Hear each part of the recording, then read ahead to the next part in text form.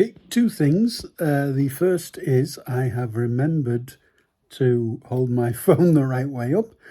The second is that it's going to cause me to appear to be looking over there because my lens is there and I can't quite get the hang of not talking to myself. The third thing is I'd just like to introduce my little friend, Aero, down there. He's obviously a rat, Dumbo-eared domestic rat, and he is gorgeous. So at the minute got a bit of a chest thing going on, but hopefully he'll be fine. It's not the first time. So the main reason, I've already posted a review of Halloween Ends, and I forgot I managed to squeeze in another film last night. I say a film, 55 minutes, filmed in black and white. Based on the Marvel Comics, The Werewolf by Night, which I read as a kid. I've actually got some that I bought fairly recently at a comic convention, as I love werewolf stuff anyway. I remember Werewolf by Night as being quite cool. So anyway, this film's been released as a Marvel special presentation. It's filmed in black and white, very evocative of Universal monster movies, deliberately so, obviously. It is genius, I have to say. I don't normally use that word describing, especially not Marvel, Disney things at the moment. I'm not going to voice my opinion on the Disneyfication of some of my favourite franchises, Star Wars, but or indeed what Disneyfication even means to me. I'm not discussing it. He says discussing it, but I'm not going any further, I promise you. Not on this video anyway, because this video was about Werewolf by Night, and I was very, very pleasantly surprised. I knew it had been filmed in black and white. I had seen that it had been directed by Michael Giacchino. Now, I was a bit confused. I thought there must have been a mistake because Michael Giacchino, for those who don't know, is a composer of excellent film soundtracks, like the Star Wars, there you see, got it on the brain, the Star Trek trilogy, Star Trek 2009, Star Trek Beyond, and Star Trek Into Darkness, though not necessarily in that order. And lots of other things for Bad Robot. He's an excellent not just Bad Robot, but it's primarily with them. He's an excellent composer. And yeah, and he has actually directed this. And when I saw it, when I finished watching it, this can't be his first. I haven't checked, actually. I'm going to have a quick check now while I'm doing this. But it can't be his first, because it's been done with a very, very clear vision. Very clear vision. Let's have a look. Movies. An American composer of music. He has also served as a director for television. Oh, there you go. So it's not his first project. I guess it's so well done. The vision he's had is superb. It's black and white. It's very evocative of the old black and white comics, of old Universal movies. But beyond that as well, it's the effects are so good and so well integrated with it. The model effects, the Man Thing is in it, and Man Thing, which I wasn't aware, but he's actually in one of the posters. Um, Man Thing is in it, and Man Thing is realised so well. I mean, it's brilliant. Um, and yeah, and it features obviously the werewolf by night himself, um, whose name is Jack, and it's Jack Russell. So in joke there, well, not an in joke, just an out joke, a pun. Jack Russell is a wolf man, and there's one bit when he talks about being human, and he does this behind his ear, which I thought was funny. Um, it's quite short on humour. There's a lot of gruesome. There's arm severings and swords going through the head and people falling over with the sword still in place, and it's and arms getting picked up and used as weapons, and it's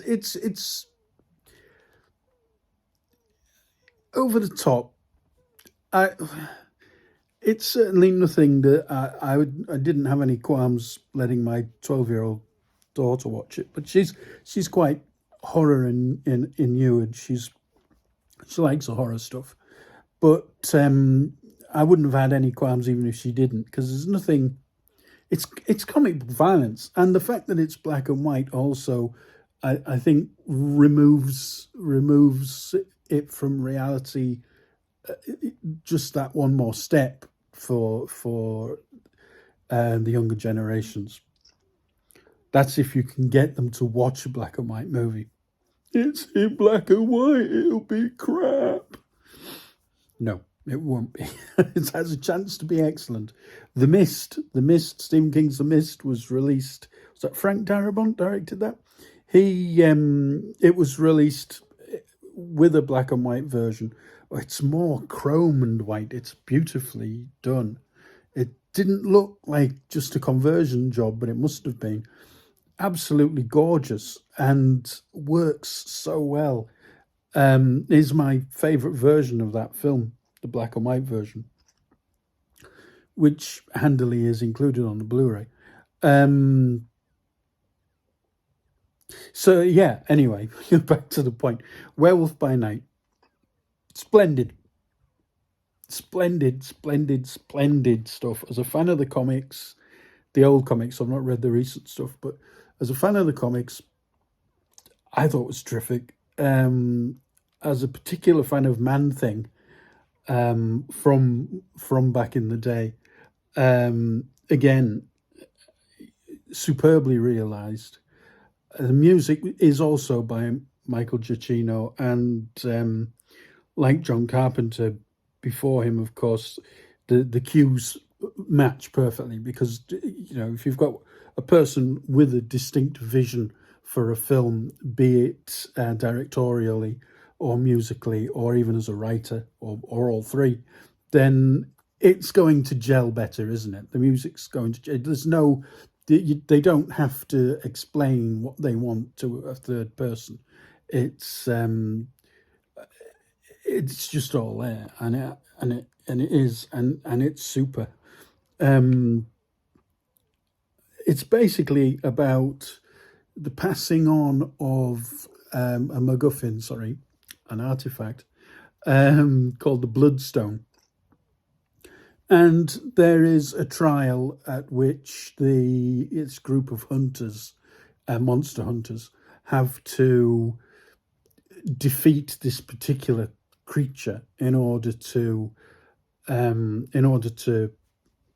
win the Bloodstone, which has these purported powers.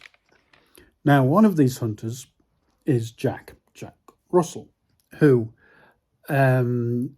is not there as a hunter. It's quite quickly revealed. He's there to rescue the monster that they are supposed to be hunting. That monster being his friend Ted, otherwise known as Man Thing. And there's various personalities amongst the hunters. There's the wicked stepmother, who's superb. The Scottish hunter, who I'm sorry, it just shows what a good job Mike Myers did in creating Fat Bastard. Um, this guy, the accent and everything. Mike Myers. I know he lived. Was his father Scottish, or he lived in Scotland for some period of time? But anyway, his accent in Austin Powers is superb, and this guy is Scottish in Werewolf by Night. But all I kept thinking, because he's a big bloke and he's got all this armor on, so he looks big bloke, and all I kept thinking was Fat Bastard. That's not a fault of the actor. The actor in Werewolf by Night is brilliant. He's well written. He among the hunters, apart from Elsa, the love interest for sort of love interest for Jack, and Jack himself, the Scottish guy whose name I don't know. I'm sorry. I have no idea who the actor is, and I have no idea who the part is. But he is the most well realized of all of the other hunters. But he's a Fat Bastard. I can heartily recommend this film if you don't have a subscription to Disney Channel or Disney Plus. Then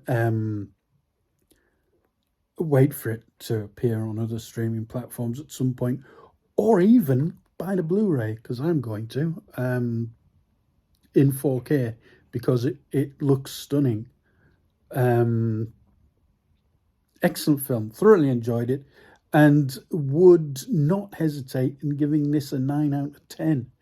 I didn't mention I would give Halloween 8.5 out of 10. Halloween Ends, but Werewolf by Night better. In overall better. Two totally different films, but Werewolf by Night superb, 9 out of 10. Good job, Michael Giacchino. Ta-ta. Oh, and he's asleep. Bye from him as well.